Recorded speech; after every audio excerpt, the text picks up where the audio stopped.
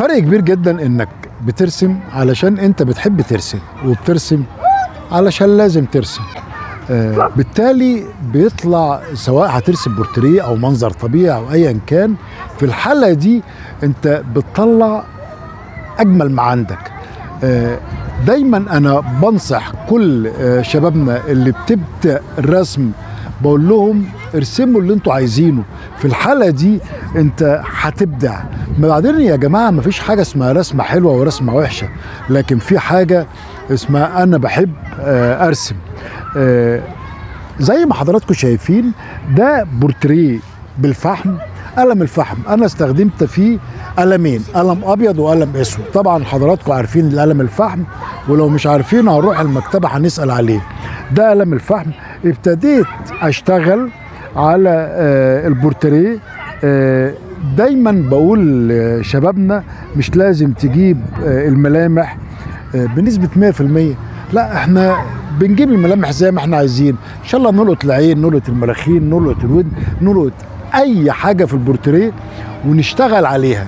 ولكن مش مطلوب مني اجيب الملامح بنسبة كبيرة، ولكن مطلوب مني اني اعمل الاوتلاين مظبوط، مطلوب مني ان اسيح مظبوط. عايز اقول لكم على حاجة لطيفة جدا، انا بسيح الفحم. تتوقعوا بايه؟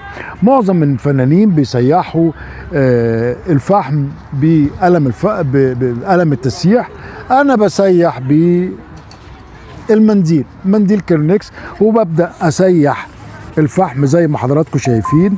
بتبص تلاقي لون البشرة واكل من بعضه، والبورتريه بيطلع حلو. وبنصح دايما الفنانين بقول لهم اوعى تروح لحد يديك الطاقة السلبية، دايما روح للي يديك الطاقة الإيجابية. ولما استشير حد يكون بروفيشنال وحد يكون بيفهم في الفن. لكن دايما اللي ما بيعرفش في الفن شايف ان المفروض ان البورتريه يكون لازم الملامح تكون واضحة جدا، والكلام ده مش مظبوط. بدليل ان انا دي رسمة الفنانة الله يرحمها سعاد حسني، ولكن ملامحها مش بنسبة 100%، لكن شقاوة عينيها باينة في البورتريه، ضحكتها الحلوة باينة في البورتريه، وده اللي يهمني. أشكركم شكرا جزيلا، وإلى اللقاء. تحياتي أشرف شندي، شهير بفنان الرحاب.